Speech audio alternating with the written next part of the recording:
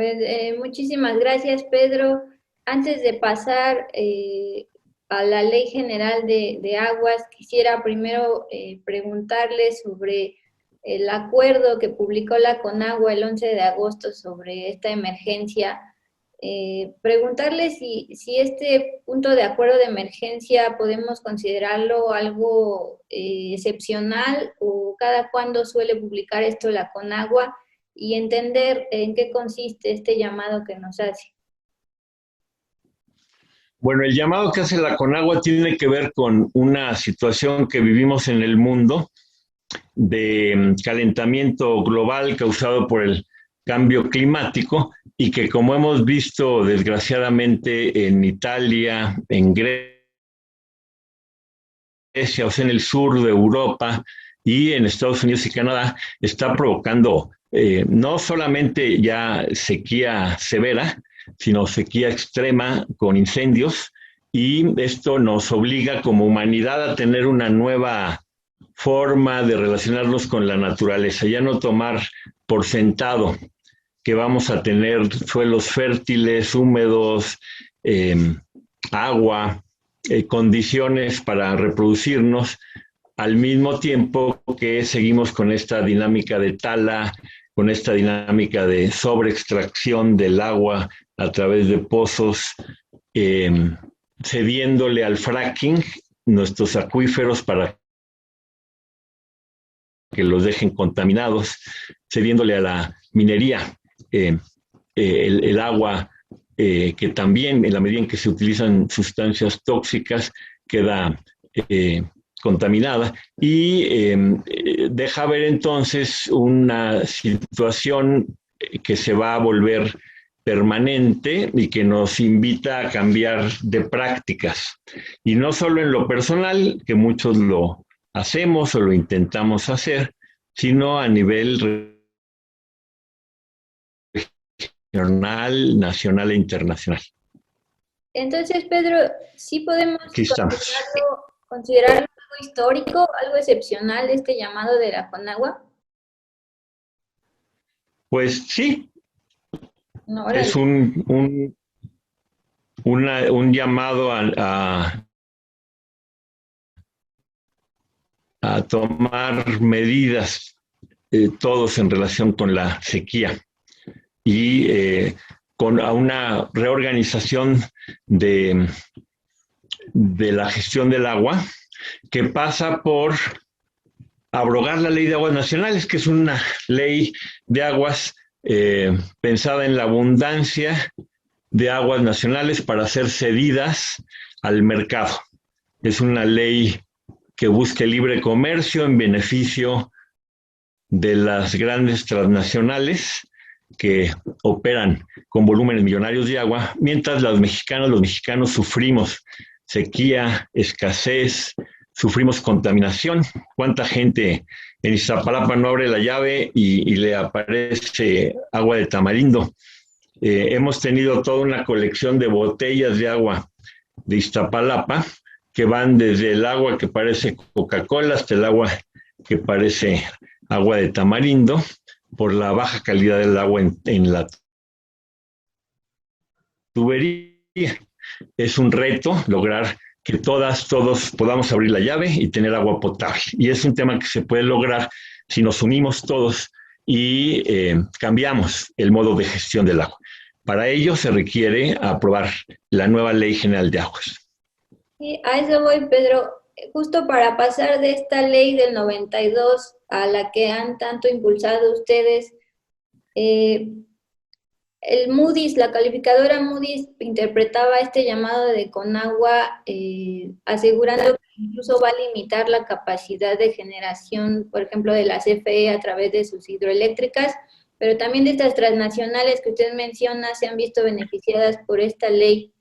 Eh, ¿Cómo se puede leer justo esto, que incluso grandes transnacionales también se van a ver afectadas por la sequía? Bueno, se está identificando la falta de sustentabilidad, eh, pues no solamente natural, sino también financiera, por parte de las grandes empresas que le apuestan no a un cambio tecnológico, no le apuestan al ahorro de agua, descarga cero, a instalarse en lugares donde haya disponibilidad, etcétera. Es importante que las empresas, sobre todo pequeñas, medianas empresas, las empresas nacionales, tengan el agua para producir. Sin embargo, estas transnacionales solo ven ganancias de corto plazo como meta. Tenemos un ejemplo muy claro en Constellation Brands, que ha sido invitada a ir al sureste del país donde hay abundancia de agua, pero ellos hacen cálculos de centavos de dólar y cuánto les ahorra instalarse junto a la frontera con México, a pesar de que esta frontera es semidesértica. Y esto afecta a la viabilidad financiera de las empresas. Tenemos en el caso de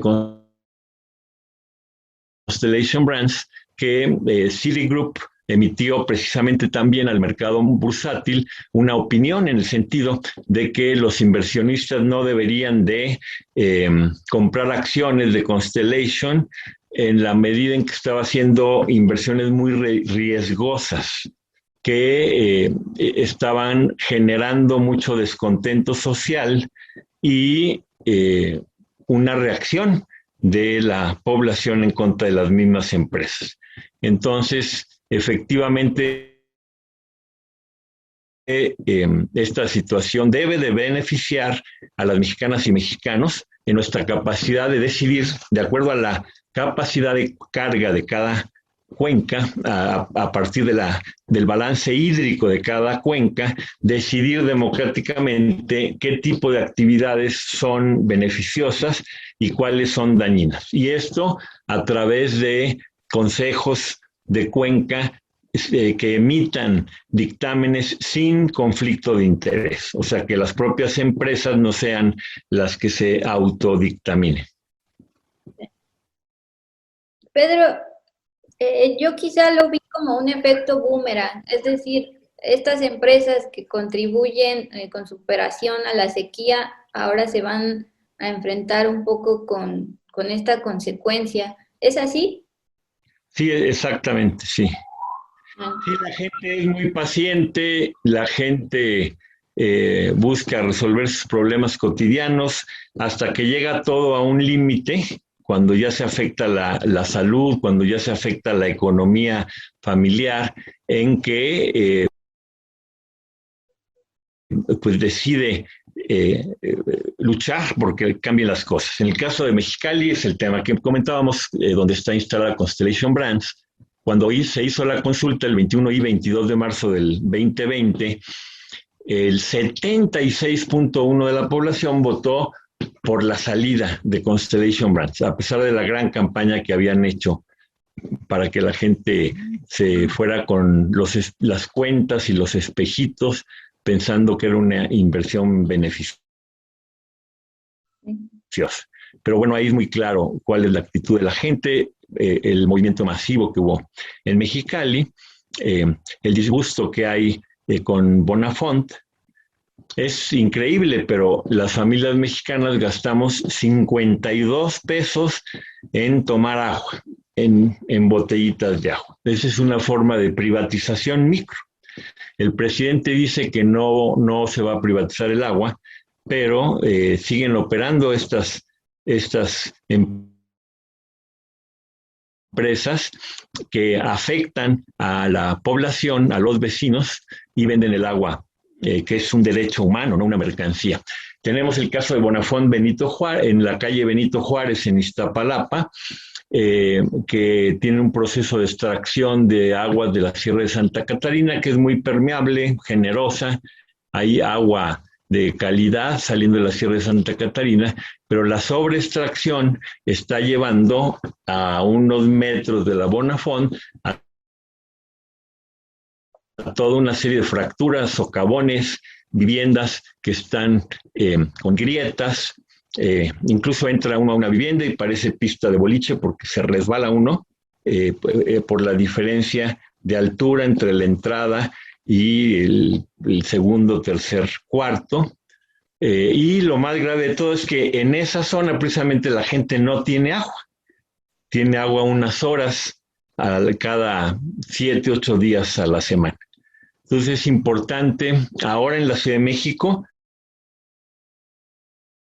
con la nueva ley de aguas de la Ciudad de México y sustentabilidad, y a nivel nacional con la Ley General de Aguas, que se legisle respetando la Constitución. Y la Constitución dice que se le garantiza a las mexicanas y a los mexicanos agua equitativa y sustentable.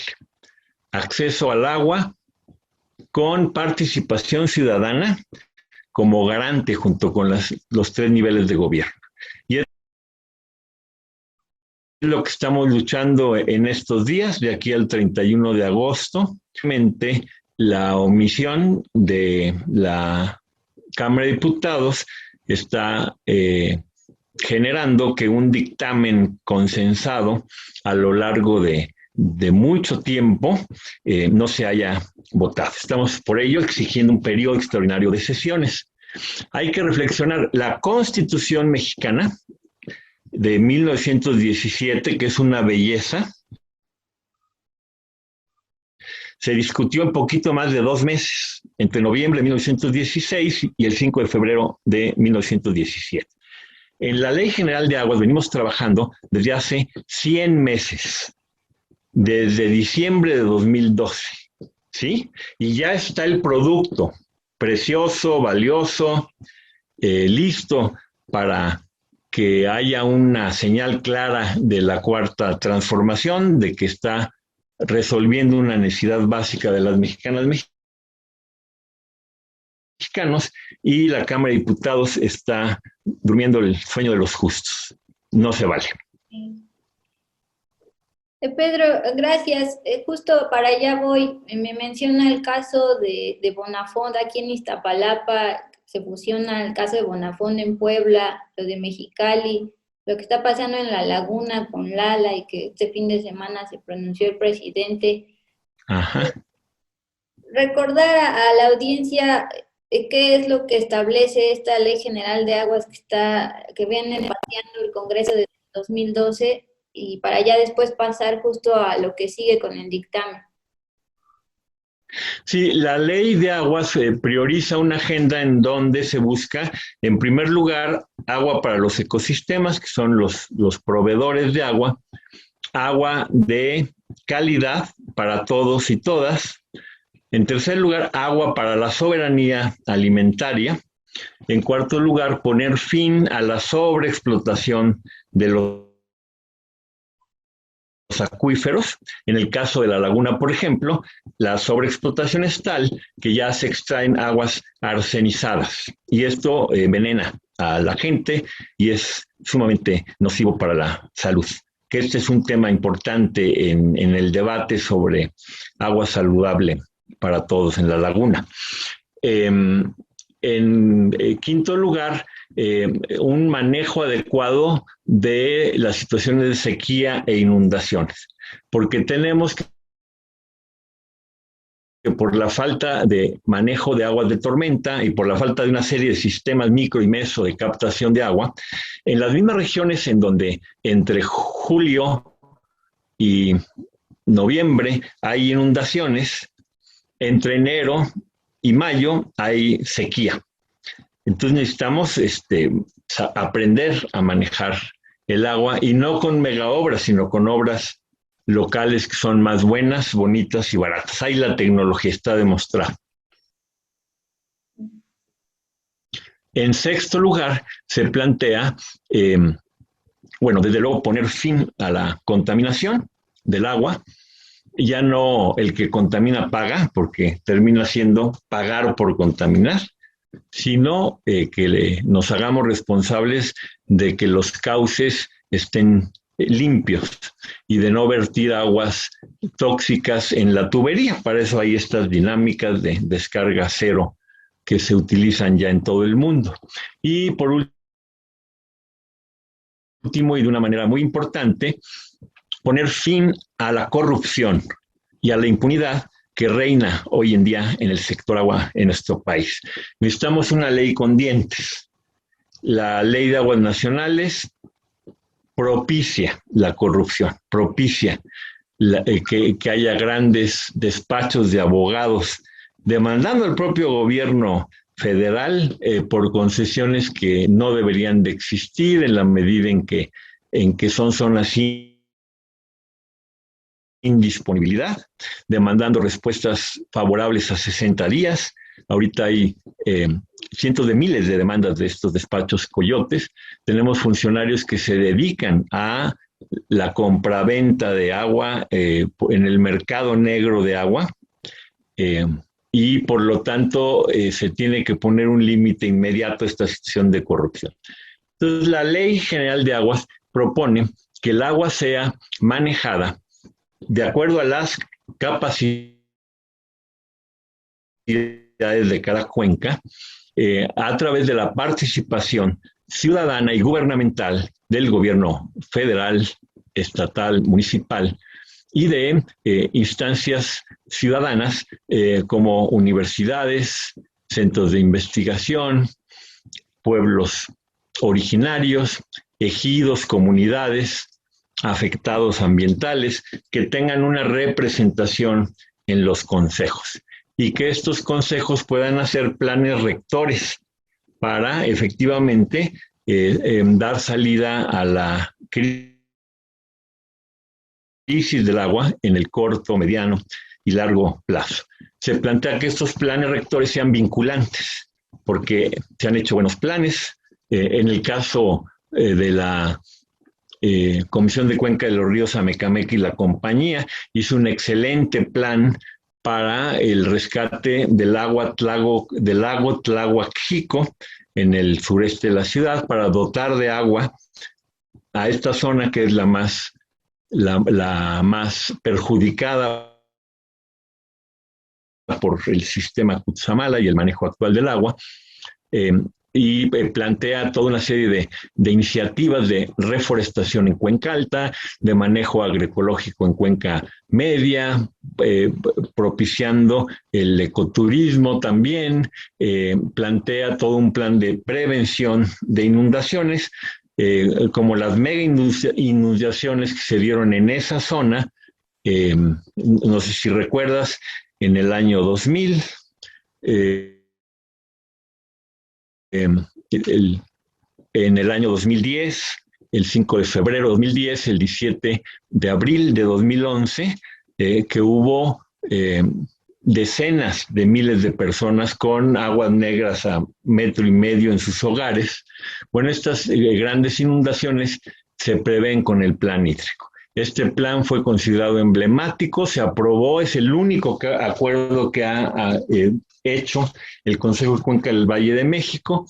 Esto fue el 15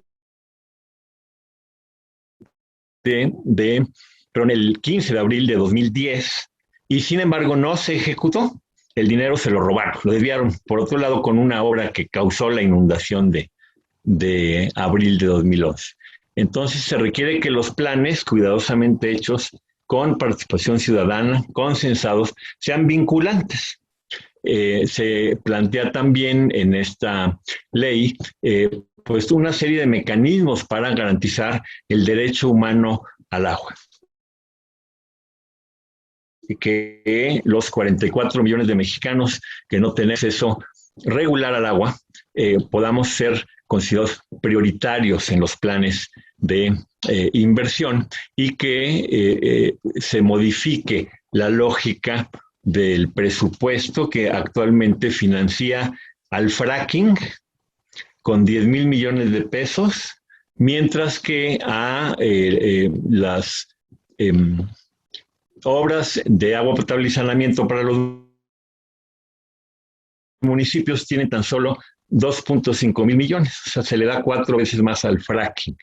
Para que veamos el desequilibrio, las embotelladoras manejan cada año 77,000 millones de pesos, contra 2,500 que se invierte en agua potable y saneamiento a nivel municipal. Entonces tiene que cambiar esta lógica, de la lógica del mercado extractivista, de consumir el agua para beneficio de unos pocos, cuando la mayoría estamos sufriendo en un momento en que el cambio climático, la pandemia, la contaminación nos hacen tanto daño, en una lógica de buen gobierno del agua, en la cual podamos ejercer las tecnologías que ya hemos probado, las soluciones basadas en la naturaleza, tener apoyo para ello. Se plantea tener un fondo para garantizar el derecho humano al agua para esos 10 millones de mexicanas y mexicanos que no tienen ningún tipo de acceso al agua, que no sea caminar kilómetros al manantial. Y se plantea también una defensoría del agua, en donde la gente pueda plantear su problemática y ser atendida. Como garantía de que las instancias, instrumentos mixtos, gubernamentales y ciudadanos van a estar funcionando, se propone también la creación de una Contraloría Social del Agua, 100% ciudadana, que esté vigilando que se cumpla la ley, que no haya corrupción, y haciendo una serie de recomendaciones que permitan el buen manejo del agua.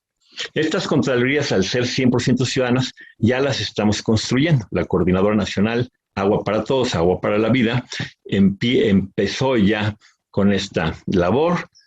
Tenemos como ejemplo la Contraloría Ciudadana del Agua de Baja California, que opera desde Mexicali, que ha jugado un papel importante en la lucha por la salida de Constellation Brands, la Contraloría Social del Agua de La Laguna, que formó parte de la reunión con el presidente de la República y que le pidió al presidente que para que efectivamente funcione este plan de agua saludable para la laguna, se requiere primero tener una ley general de aguas que ponga límite a los excesos que se están dando en la laguna. No, pues qué bueno que se mencionó el tema justo en esta reunión. Pedro, mi última pregunta. Recordar que ustedes desde diciembre del 2012 llevan empujando esta ley general, todas las propuestas que me ha expuesto. Últimamente, ¿cuál es el paso para este dictamen que están buscando? Ya va a empezar la 65 legislatura. Saber con quiénes están contando y con quiénes creen que van contracorriente, que los están presionando. Y pues la cosa está muy pareja y va a ser muy interesante saber qué pasa de aquí al 31 de agosto, porque nosotros planteamos que la medida en que el dictamen fue ya consensado, este dictamen se empezó a discutir desde marzo del 2020, después de que hubo ya, como señalé antes, muchos años de foros, muchos años de consultas dentro del propio sector legislativo. Nosotros empezamos a trabajar con la 64 legislatura el 20 de noviembre de 2018. En la legislatura, en mayo de 2019, nos invitó a formar parte de los 35 foros estatales. En todos hubo el consenso de abrogar la Ley de Aguas Nacionales y muchas aportaciones que se recogieron. Y además de la iniciativa ciudadana de Ley General de Aguas, que fue presentada el 7 de febrero de 2013 y que fue enriquecida a través de toda la campaña para obtener 200,000 firmas,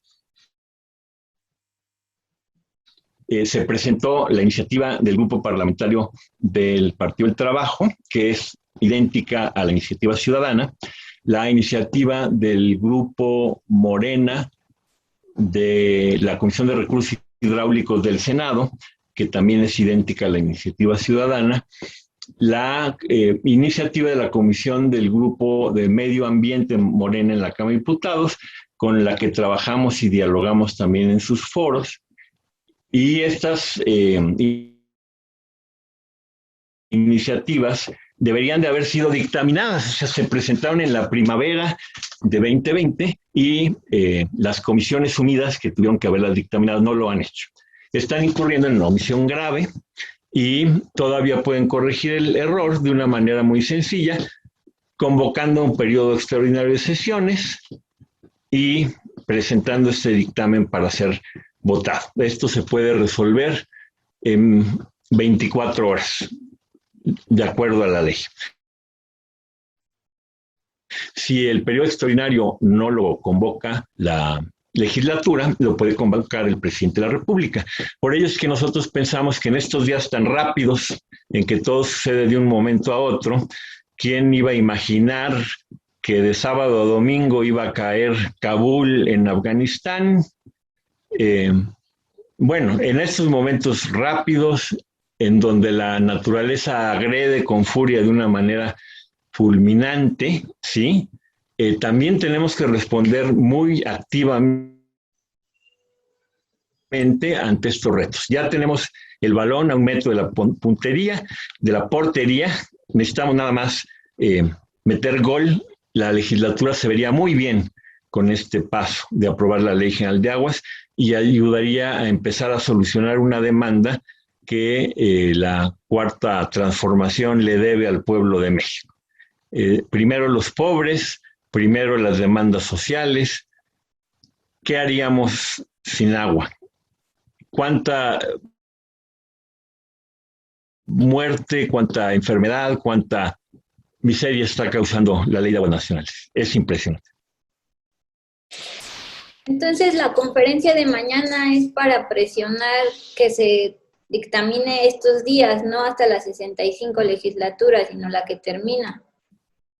Sí, los legisladores tienen muy buenos 15 días para votar esto. El trabajo ya está hecho y lo que vamos a hacer es poner la ley que se va a distribuir ampliamente por redes electrónicas, el dictamen, con fotografías que le den marco a todo el esfuerzo que se ha hecho en la balanza. Decimos, aquí está el dictamen y ya lo único que queda es un movimiento elegante, sencillo de la legislatura para cumplir con su deber. Los diputados juraron diciendo que iban a defender la Constitución. La Constitución les ordena, el artículo 4, que emitan una ley general de aguas, están en omisión desde hace 8 años. El reglamento, la ley orgánica del Congreso les obliga a dictaminar las iniciativas ciudadanas. Entonces, se lo demanda la Constitución y si no lo cumplen, bueno, ya tendremos caminos para seguir luchando por el buen gobierno del agua, habiendo denunciado esta omisión grave por parte de la 64 legislatura.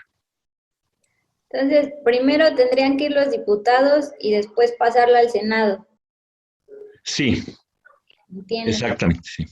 Para concluir, Pedro, ¿cuál es la opinión de la postura de Conagua en torno a la Ley General de Aguas? Bueno, Conagua ha tenido cambios recientes. Hubo una férrea oposición en alianza con el PAN y con los grandes intereses representados por el Consejo Consultivo del Agua, donde está la Coca-Cola, Constellation Brands, Heineken y, bueno, los grandes negocios del agua.